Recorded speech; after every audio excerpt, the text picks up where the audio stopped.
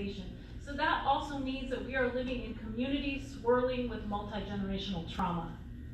We're in the 5th largest economy in the world, this state of California, with more billionaires than ever. And here we are discussing whether or not we are going to cut even more historically marginalized students out of a public education, which in my moral universe is a human right. This is what 21st century institutional violence looks like. So this, to begin with, is an upside-down conversation. We should be discussing how to expand access and fight for free public higher education for all, as our faculty union and student organizers have been doing.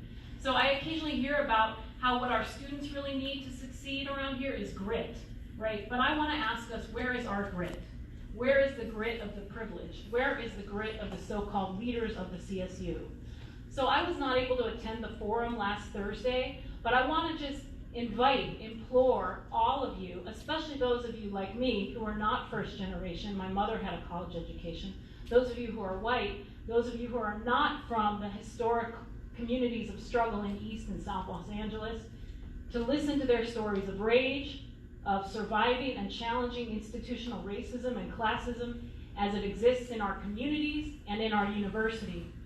You can Google Cal State LA, impaction hearing on YouTube, and you can find it. It's our duty to bear witness to them, to learn from them, to love them, to teach them, and to stand with them. Now on to shared governance in particular. The shared professional principles that define shared governance have been articulated by the American Association of University Professors in authoritative policies that many of us believe have been violated here at Cal State LA. And believe me, it starts at the Chancellor's office, but we'll get to the GE task force later. That too is coming. From the AAUP Statement of Government on Colleges and Universities, I quote, "The variety and complexity of the tasks performed by institutions of higher education produce an inescapable interdependence among governing board, administration, faculty, students, and others. Effective planning demands that the broadest possible exchange of information and opinion should be the rule of communication among the components of a college and university." To further quote AAUP's statement, "Such matters as major changes in the size or composition of the student body should involve participation of governing board, administration, and faculty prior to the final decision." As my colleague Enrique Ochoa mentioned, there was no meaningful consultation, and this will indeed impact Cal State LA's historic mission.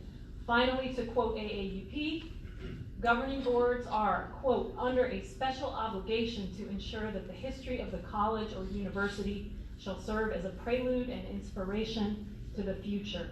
Impaction or exclusion changes our campus's historic mission, and even by the rather conservative, I would say, principles of the American Association of University Professors, this enrollment plan does not meet minimum basic standards of shared governance." Okay, and I'm probably at my 3 minutes. So the GE task force, that's another instance. It's coming at us. It's our duty as faculty to stand with our students. If you've been inspired by the LA teachers, the Oakland teachers, many of our CSU colleagues are on the picket lines in Oakland right now. We are the ones that are standing with our students. And I'll lastly just put on my CFA hat and say, I know this to be true. There are many faculty, remember 60% of our faculty are those to whom the university has made no long-term employment commitment. Many are afraid. There is a toxic culture of fear, of retaliation on this campus. I know this to be true. I hear it constantly from faculty. So I just want to put that out there because it's in the air. So let's make it visible, and let's try to make a better climate that really respects the human right to education for all.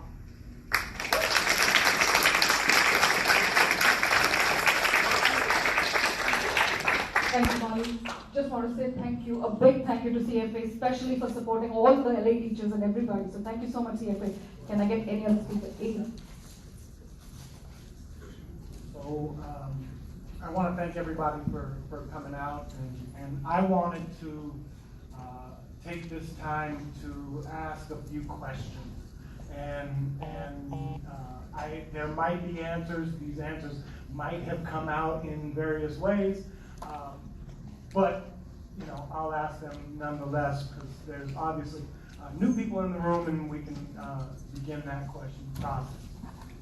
My first question is about, has the administration looked at the fiscal impact of a one-year moratorium? What would that be, and is the cost worth the investment? I think that considering this one-year moratorium across and looking at what it might cost is something that we have to do in order to make this and do our due diligence. The second, I called, and because I'm in the Charter College of Education, I did my due diligence and called many of our college counselors, the few or the many that I know, and all of them said that they were not aware of this declaration or aware of this impact.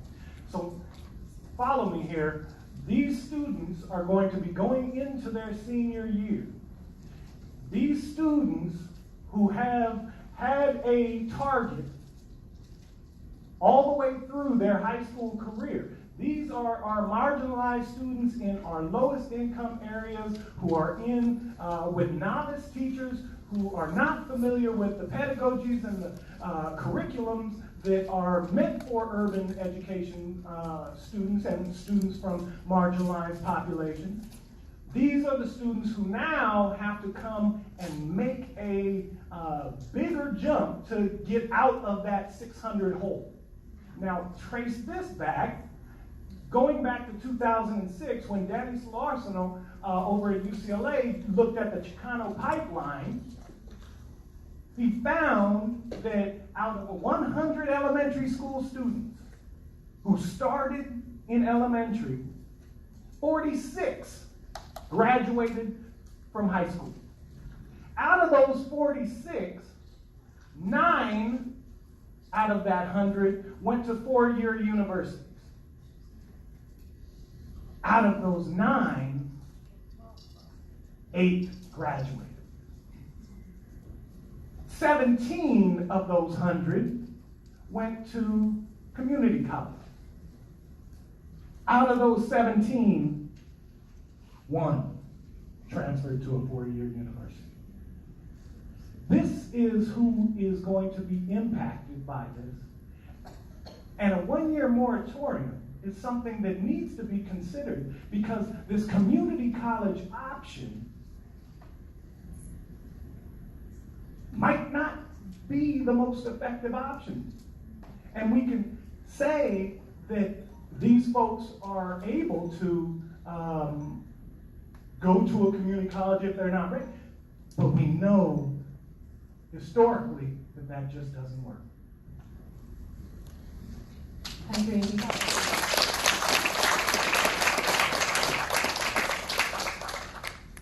I would like to cede my time to Dr. Liliana Urrutia, who's a professor of history at ELAC. So all visitors are welcome. You don't need to cede your time to anybody. So I just want to say everybody's welcome to talk. Yeah. Yeah, just can you share your names again? That's the only thing I'll request. Okay. On Thursday, students, faculty, and community members demanded that administrators hear them. How many of you went to this event Thursday, by the way? I showed hands. I was there. It was powerful. Many of your student stories are my story. I grew up in Moyle Heights, the daughter of Mexican immigrants. When I was 11, my dad suffered a horrible accident on the job, and my family struggled to get by on welfare. In the past, I've known some of the poverty, insecurity, anxiety, and depression that a lot of these students were describing that evening. In many ways, they are me. And I stand here before you now, a faculty member at East LA College, the first in my family to earn university degrees, because of the love and sacrifices of so many, and because of the doors that they opened before me. I know from my own experience that it's crucial to open those doors to vulnerable communities and to keep them open. It is completely reasonable to extend the discussion about these issues and to explore the possibilities, not shut the door to hundreds of students and their families who reasonably expected them to attend your college. The promise of the master plan must be fulfilled, especially in today's climate of anti-immigration and growing class inequality. In such a wealthy state and such a wealthy nation, it's criminal to betray these promises to some of the most economically vulnerable students. The impacts of this plan extend in other negative ways, among them the shutout of preferences to 4 other community colleges in my district, and the hundreds of unfunded students who likely will shift to our campus. Tell your administrators to open a dialogue as your faculty, students, and community demand. Involve the voices of community members who will be most affected. Be open to examine other alternatives that administration did not allow the time to explore. We at East are also impacted by what you decide here. I urge you all to be on the right side of this history. Don't shut the door. They will kick it down. I will help them. Thank you.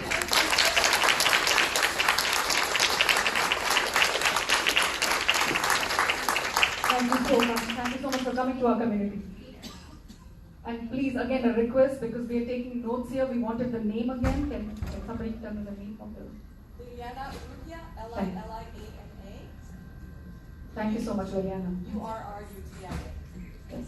I have Chris and then Silky, but I'll give a visit after that. Chris.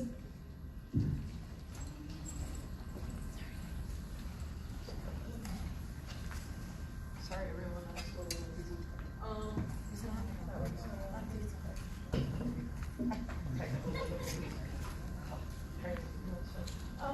I also would like to have us consider at least a 1-year moratorium on this to do some better investigation of what's going on. To put it into some context, Southern California, the greater Los Angeles metropolitan area, if it were its own state, it would be the 5th largest state in the US. If it were its own, well, actually even not as its own state, more than 5% of the US population lives in the greater Los Angeles metropolitan area.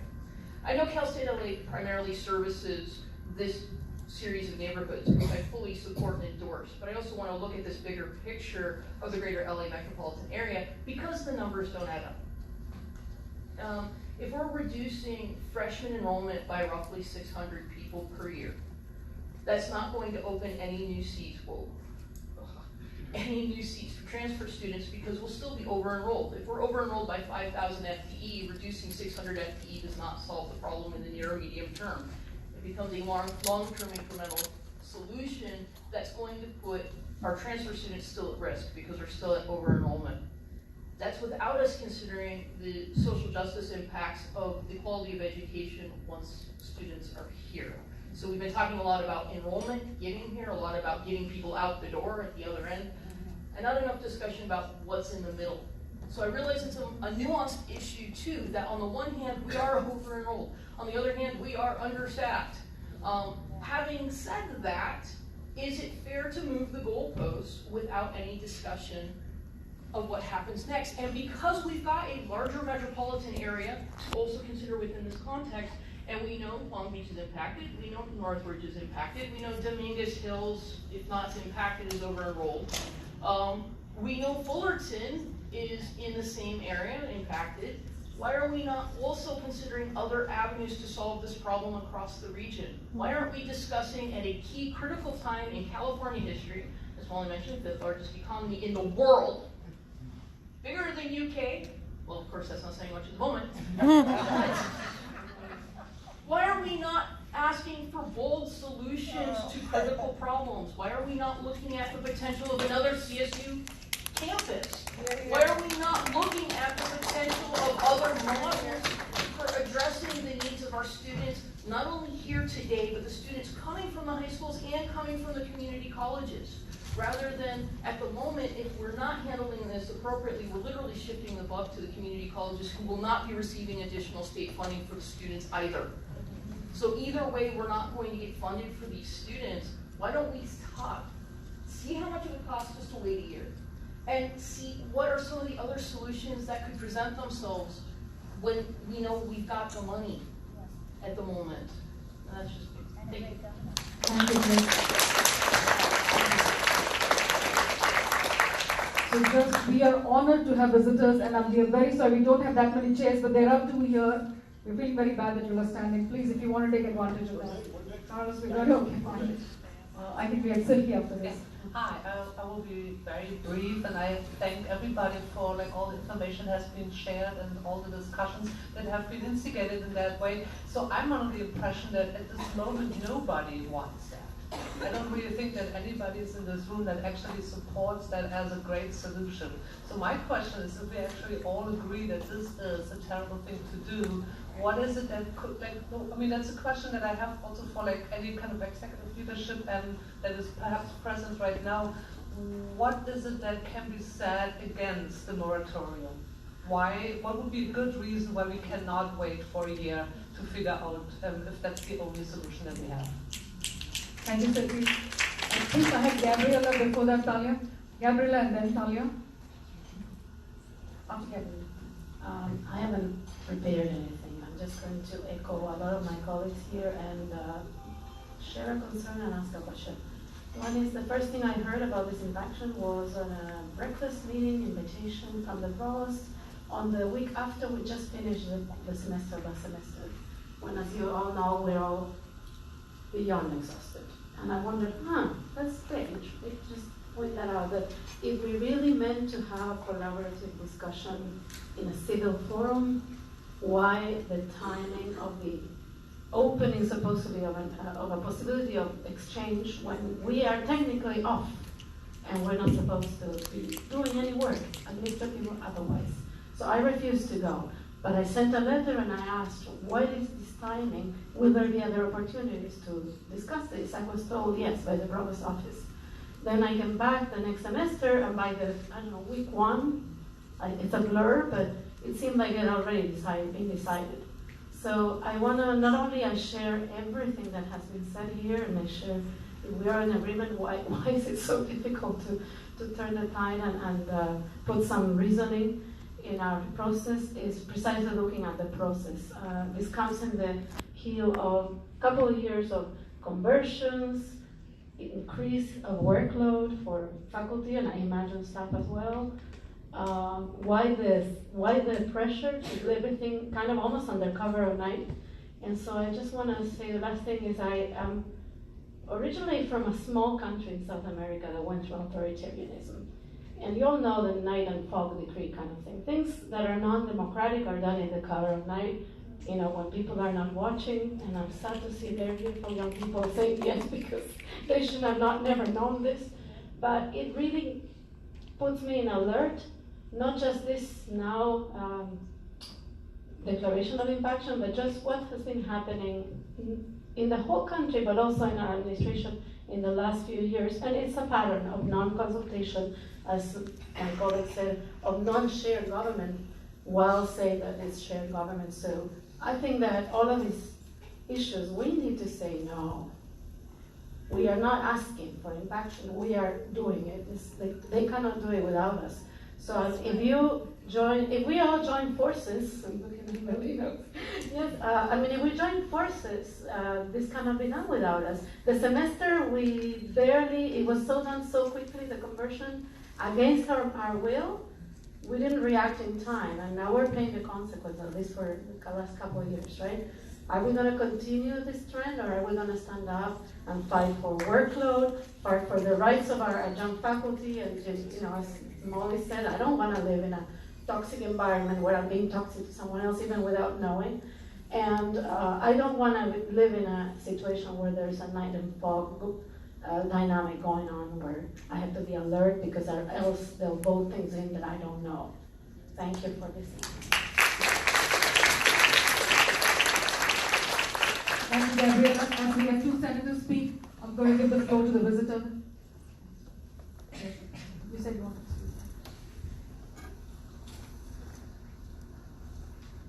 speak. Hello, everyone. My name's Ed. I'm a visitor, but I'm very active on campus.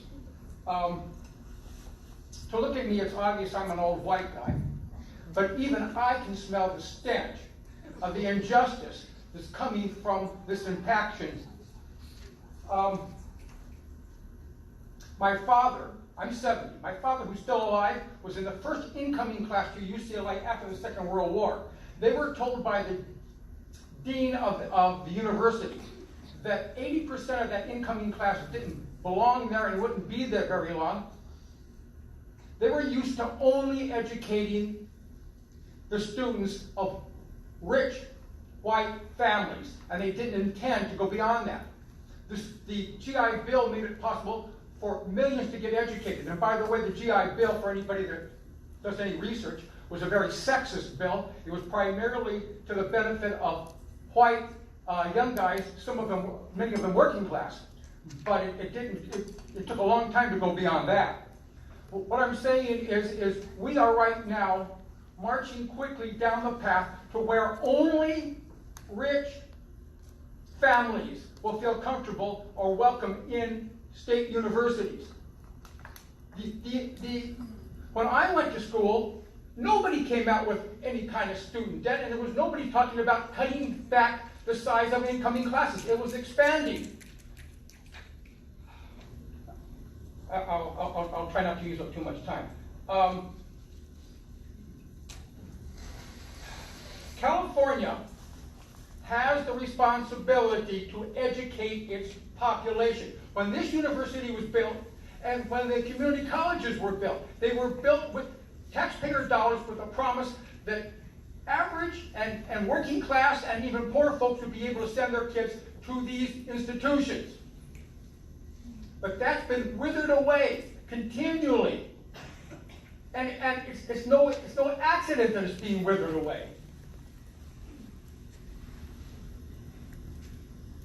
Is the responsibility of the state of California and this institution to the 1% of the wealthiest people in this community, or is it to the students and the community itself? That's the decision we have to make here. We have been going down this path of giving the wealthiest individuals, wealthiest families, and the wealthiest corporations massive amounts of tax breaks and credits and all kinds of goodies, while we're going ahead and we're abusing our own population. Is this where we're going?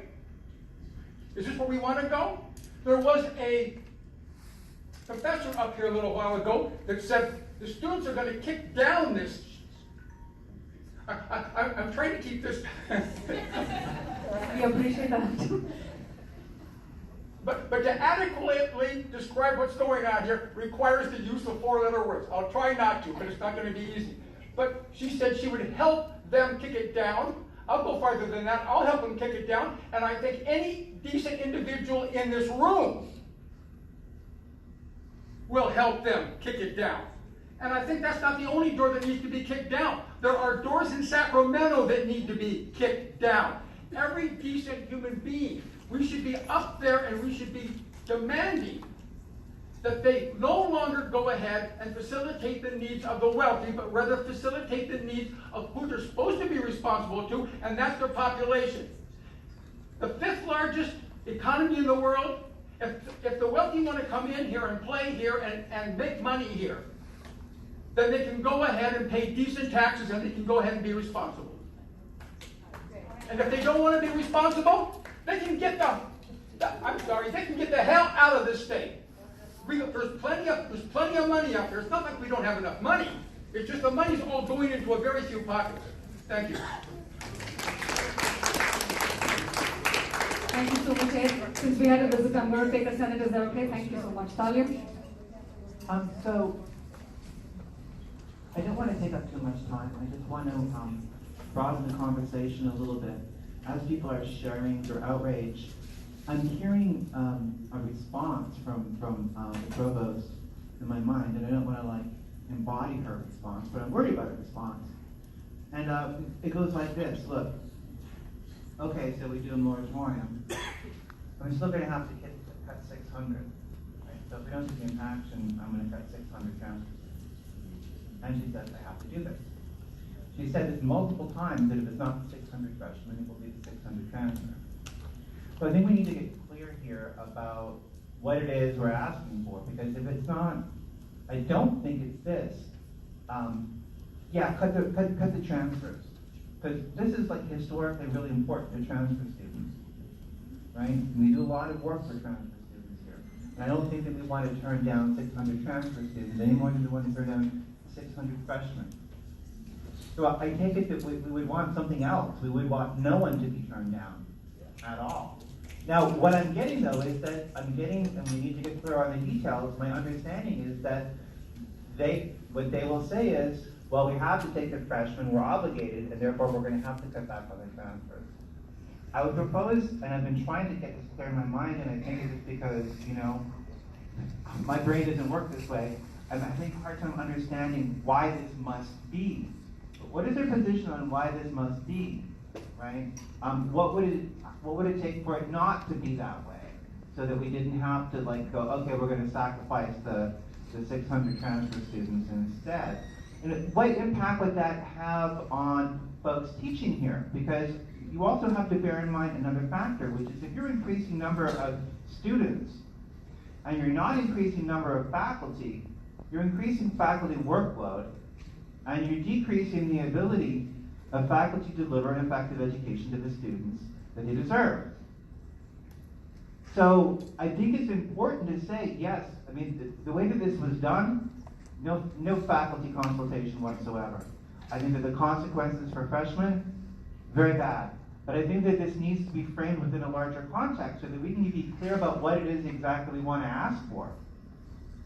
Right? Be careful what you ask for, otherwise there'll be 600 transfer students short. Thank you, Talia. Is it okay? I had a student raise a hand.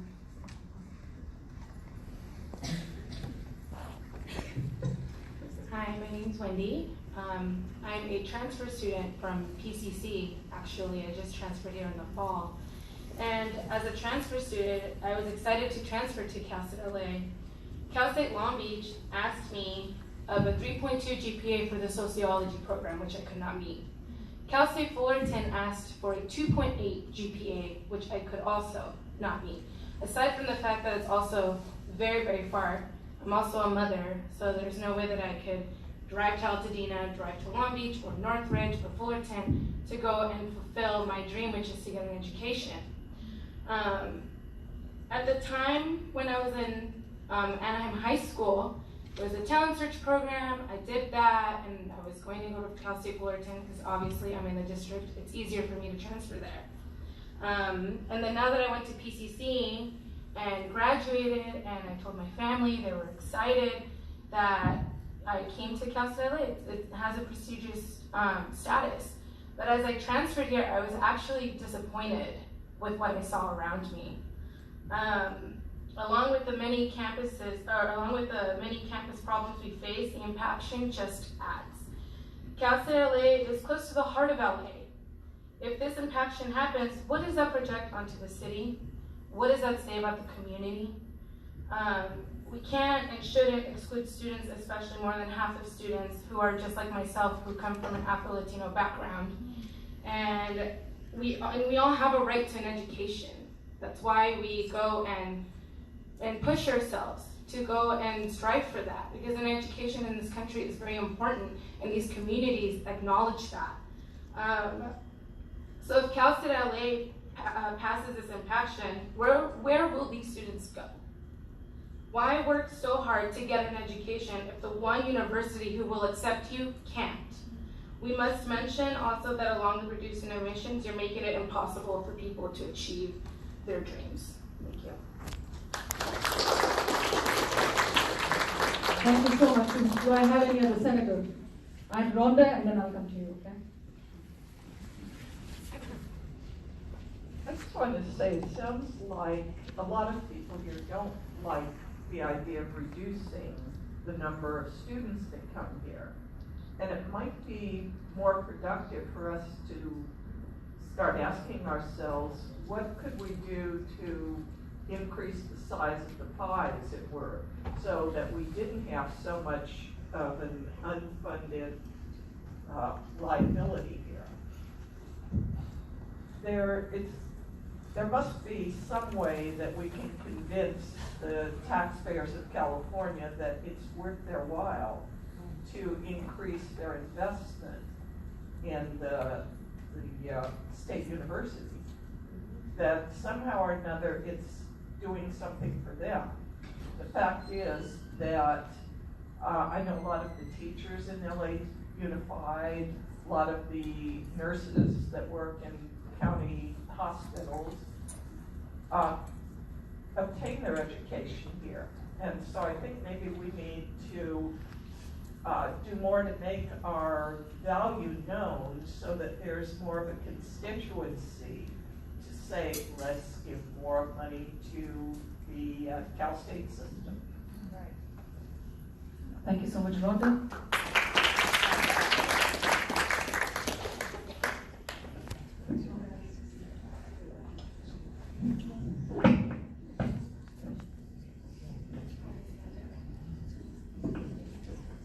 Can y'all hear me? Yeah.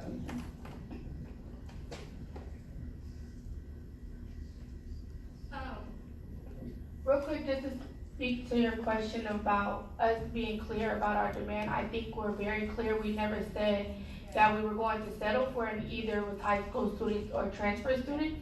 It's always been clear that we are just no impaction, period. We're not willing to sacrifice high school or transfer students. We're not willing to sacrifice any of it. So our demand has been clear. I don't know, maybe people just weren't listening from the beginning, but the demand has been clear. To the question of funding, or to sit at a table and figure out like what else can we do or how else to the underfunding, I don't think it's a matter of funding, because Danielle made it very clear the funding is there. It's a matter of holding administration accountable to where they're choosing to allocate the funding to. CFA along with SQE went last year in April, and we fought against a tuition increase, and we fought for more state funding, and we were victorious in that fight, and we got more state funding. The state funding just is not being allocated to where it needs to be, which the first priority should be students. The first thing that was done with that money was a raise to every president in the CSU system, including Covino with the $10,000 raise to his already almost $400,000 that he makes annually. So just to be clear with that, so I think the answers are already there. The money is already there. Can we use more state funding? Of course. State funding is also going to say that they're not going to keep giving funding if administration keeps allocating funding in the way that they're allocating funding. So for one, we also need to call, in any of these demands, we need to be calling for transparency and where it is that they're spending the money, and also like we need a seat at that table into where we choose where they're spending that money, because they shouldn't be investing $5 million into some new dorms if you're about to cut 600 students. It's just not adding up. Things don't add up. I wanted to speak for those who didn't come to the impaction meeting. I wanted to talk about in particular about how this impaction is going to affect Black students the most. So Black students are already being impacted here at Cal State LA. We're the only student population that has decreased every single year, and right now we're currently only at 2%. So we've been facing impaction, we've been facing exclusion, we've been admitted, and then all of a sudden admission is being rescinded for whatever reason. So we've been facing these issues. Those 600 spots are going to impact us that much more. And so yes, like it's just all these things. I talked about like the SAT scores. In Black and brown communities, we're not allocated the resources. Like we don't receive the resources for SAT prep classes and shit like that, or practice tests. Like we don't get that stuff. For people like me, I graduated from a continuation school. They never even presented the thought of an SAT test to us as continuation students.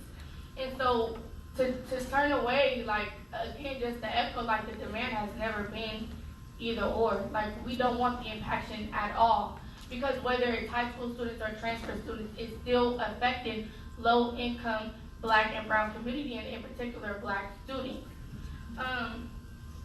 And then one more thing I passed around, so when I talk about like funding being allocated where it shouldn't be. So things like the campus spending $100,000 extra just to add more campus police here at Cal State LA, which with this being a campus of predominantly students of color, that does not create a safe environment for us. So you will find a petition that's going around that is demanding the firing of a particular officer, Adam Cash, who has continuously harassed physically and verbally and emotionally Black students, in particular here at Cal State LA.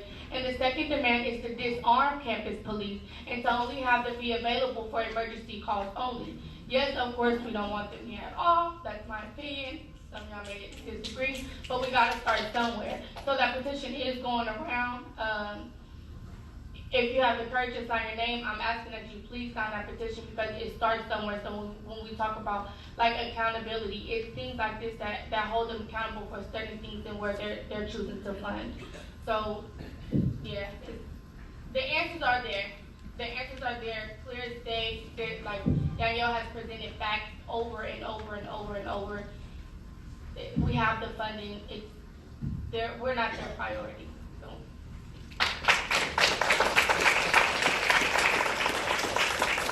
Thank you so much. Just a request, please share your names and then we can move on. Annalise. Hello, so I just have some questions on behalf of the students that are here that are not being paid, as the administration is being paid to do their job and other people are still trying to put some input where they can't get class. So it does affect the students. Just an answer to my fellow senator where she was asking why there isn't other solutions being looked out for, and that is because we're not being asked.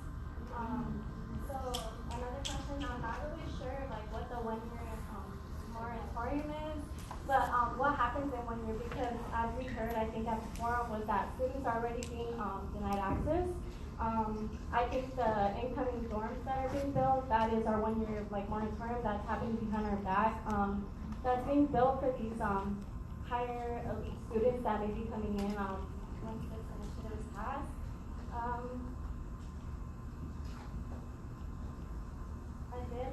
brought up the question of dorms and parking. So, like, why are we building new dorms when there wasn't even enough people being in the dorms?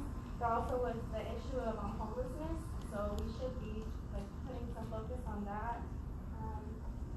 What is the process of the proposal? Like, who's making the process, and are there any student seats at that committee? And then I think it's horrific that we're being compared to Long Beach when Long Beach is not traditionally a school known for serving low income and working class students. So for like,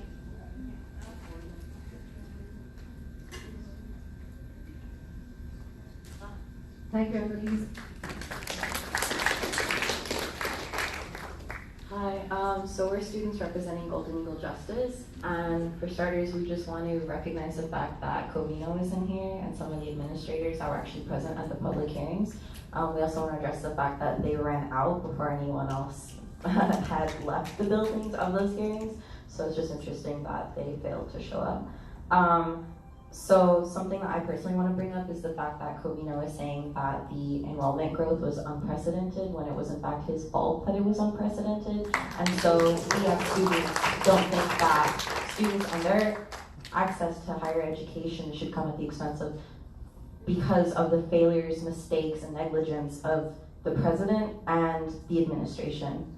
Another thing to bring up is we all seem to be on the same page that none of us want impaction.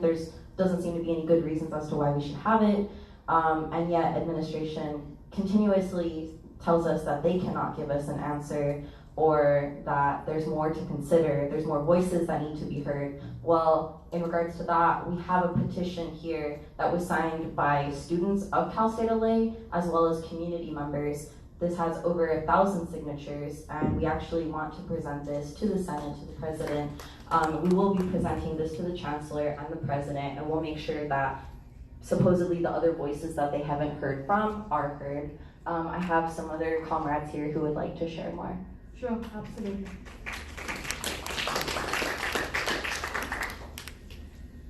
So like Antoinette said, like various times I've given facts, but I want to address them here today for any folks that are, neutral, which I don't know how you can be neutral with students and education, quality education.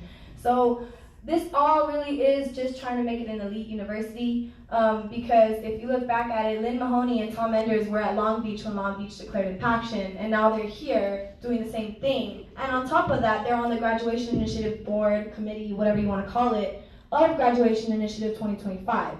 And in a CSU article that I found, it actually states how much funding this wonderful new Governor Newsom gave us, right? He gave us $300 million to fund the Graduation Initiative 2025, but only $15 million to support basic needs. So, that basic needs campaign that we have, that money that was given to us, that little amount of money compared to how much money we get to push students out, it's very, very little. And so as the academic senate, I ask that you advocate for us as students. We, like someone mentioned, I'm sorry, what's your name? Annalise mentioned that we don't get paid for this. We put time and energy to do the job of administrators that's supposed to be doing their job, that are supposed to be representing us and supposed to be standing for the students. So if he can't do it, if Lynn Mahoney, Tom Enders, and administration can't do it, then let our academic senate meeting please advocate for us. And I would ask some people, please give your undivided attention and not fall asleep, because this is, you have us here, like taking time out of class. My professor was just here watching me do this.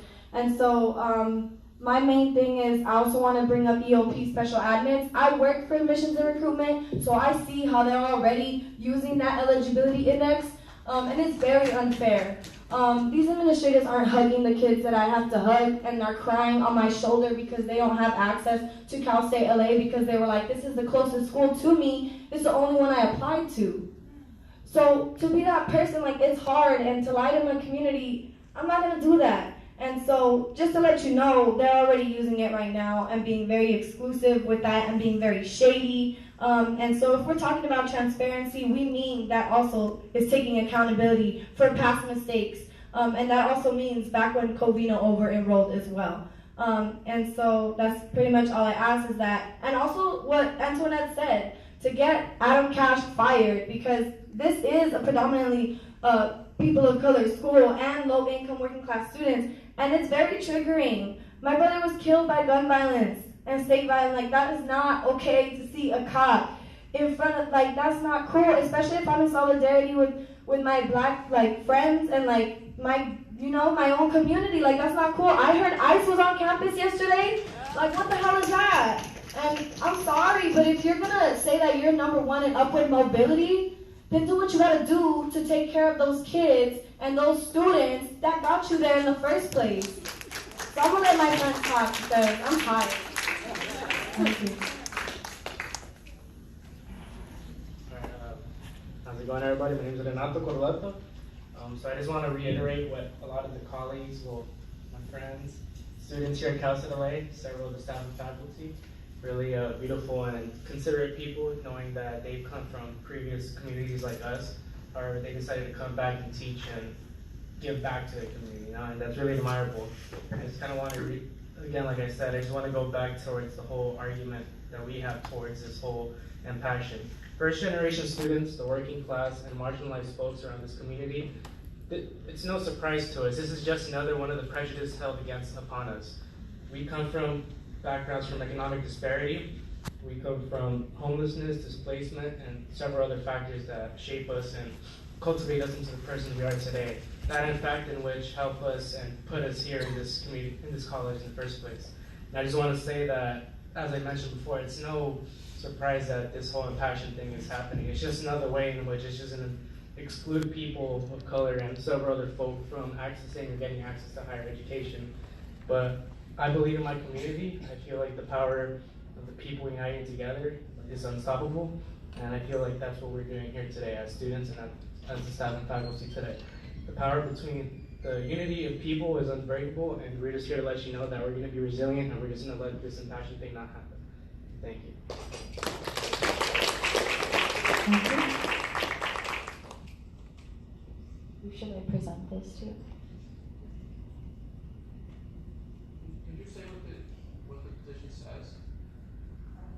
Sure.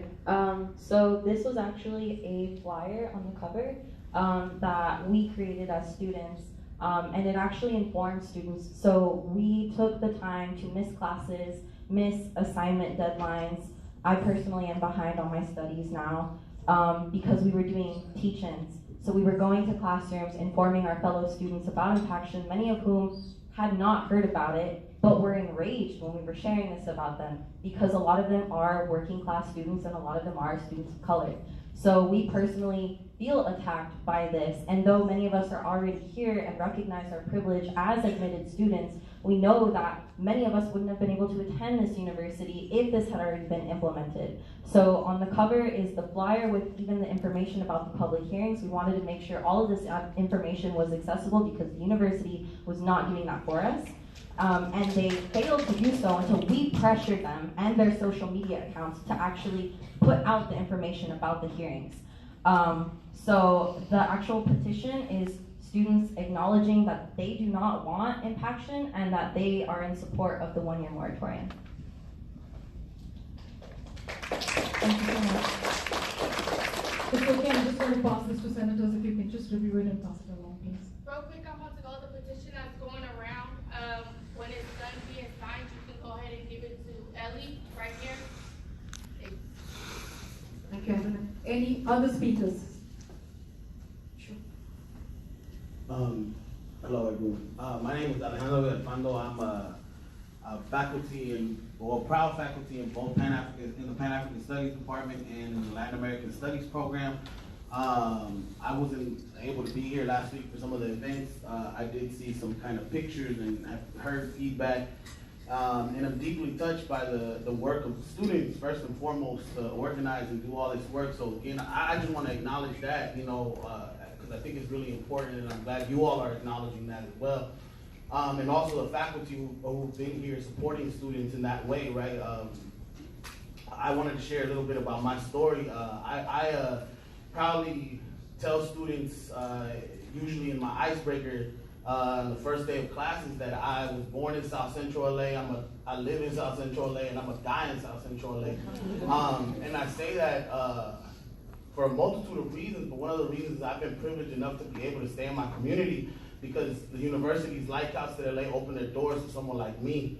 A formerly criminalized person, a formerly kind of targeted person, and all these things that were afforded to me by a space like this where, professors saw possibilities in me, right, and opened up new pathways and trajectories that I would never have imagined, right? So much so that I'm now one of your colleagues, right? And I see that potential in so many of our students.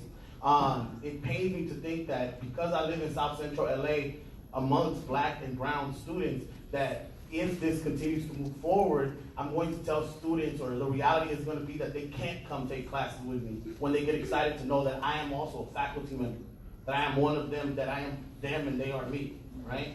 So I think that's really important to consider these kind of long-standing trajectories, these long-standing structural deficiencies that are being reproduced and embodied in these moments of seeming austerity and neoliberalization of the university and all the things that are happening, right? I don't want to see this university change in terms of a student body that doesn't reflect the one that it does now. And it's already changed in the last 8 or 9 years, right?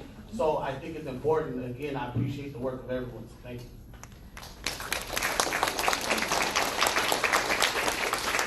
Thank you, Alejandro. If we don't have additional speakers, I don't mind repeat speakers. Oh, Anand.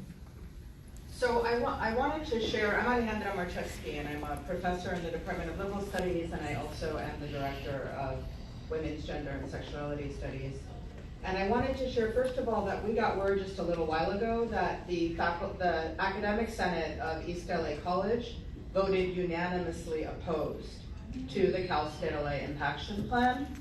And so I think we need to honor the voice, the unanimous voice of our community partners in that regard, and take seriously the concerns that they have about how this will actually shut down opportunities for their students for transfers.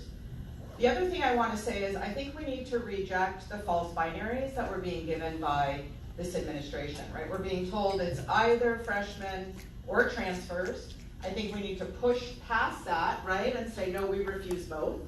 And I would absolutely assert that if we support a one-year moratorium, that be part of the conversation very firmly. We refuse to exclude any student, whether they're coming in from high school or they're coming in from community college. I think we also need to ask some hard questions about the fiscal state of our university. And I don't know how many of you were here when President Covino first arrived, and one of his signature promises was a transparent budget, and that we would have our budget up on the website within his first year. We haven't seen it yet, right? And so, you know, they claim that they're out of money, but we also see a $5 million dorm going up next to the Luckman. Who's it gonna serve, right? If we're turning away freshmen, and we're also committed to serving local communities who cannot afford to live in the dorms, right? Who cannot afford an extra $1,000 so that they won't be homeless over winter break, as our administration plans to do next year, right? It's really a question of funding priorities, right? When we are a high-needs, teaching-intensive institution, why do we spend 1/3 of our budget on instruction? What does the other 2/3 of our budget go to, right?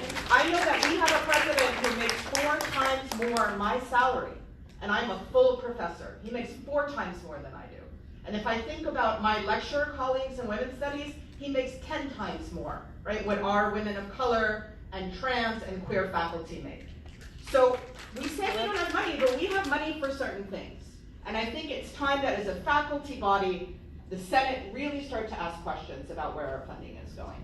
The last thing I want to say is that we are bringing a forensic accountant to campus in April. We're tired of being promised budget transparency that's never delivered. And so Molly can say more about the specific dates, but we are bringing a forensic accountant who's going to look at the books and tell us where the money is going and why we are in such a financial crisis, and if we actually are. And I would ask Dina and the Senate to invite the accountant to present his findings to the Senate and make it a full forum of the community.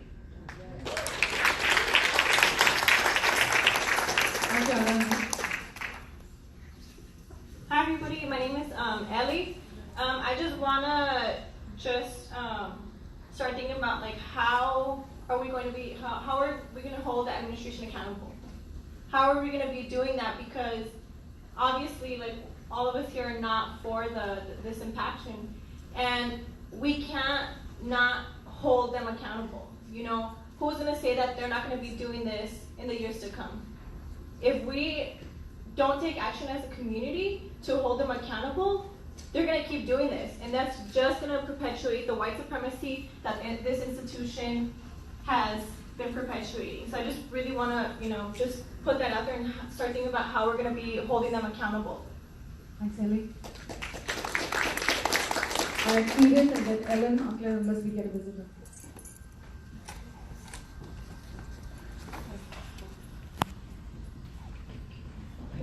So I think some of the community colleges are too little brought into the conversation. I'm glad that you mentioned what the East LA Academic Senate has said.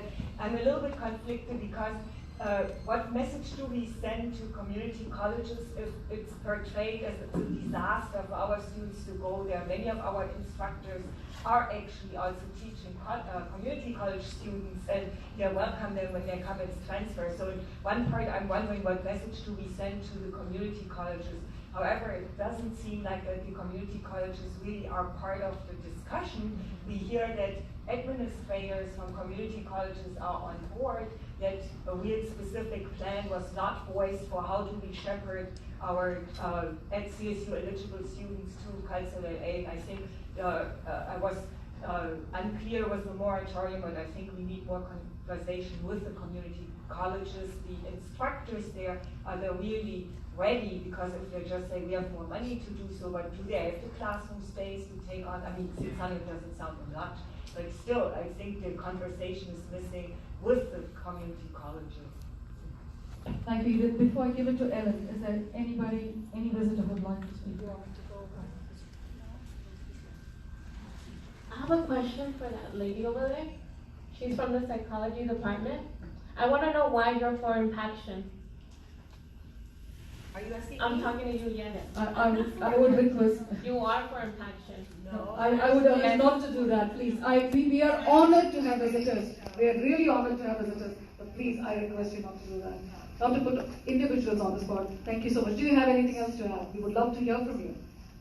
Well, I already wrote like a statement about why I don't want to do this. And I don't know if you guys have read it, but I really hope that you guys consider this because we are going to hold you guys accountable. Okay? Thank you so much. Ellen. Thank you, everybody. Thank you, students, for coming here. And I hear to Rina that she's trying to keep this nice, because it is very difficult for us to, not only as senators, but as faculty. And I've been a student in the Cal State system, my undergrad and grad, not at this school, but down in San Diego. So I know all about it. I just wanted to share with you, I've been here 13 years, that over the last years, a lot of things in the administration have changed. It's been extremely centralized, and we've spent an enormous amount of money on hiring more senior vice presidents. One is more senior than the other, and I can't keep them apart. And I had no idea that that was a university-wide impact until not very long ago. And I'm here all the time teaching. I have no clue why.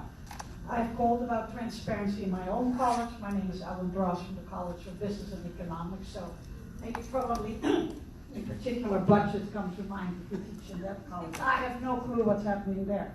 The only thing I know that we were 1.7 million in the red and nobody knows where the money was. So we are struggling. It is unbelievable how untransparent this administration has been over the last years. And it's going to have to stop. I think we're spending too much money on administration, too little money on students, too little money on faculty. And that's just how it is, and it's very, very sad. And yeah, so that's really all I have to say. That the non-transparency has to stop. It has to stop. And the Senate is responsible. The Senate is responsible. Thank you much. Thank you. Can I get a Melina?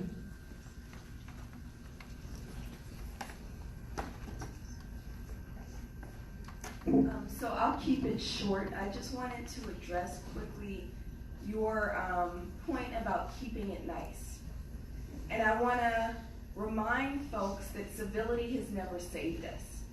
Okay?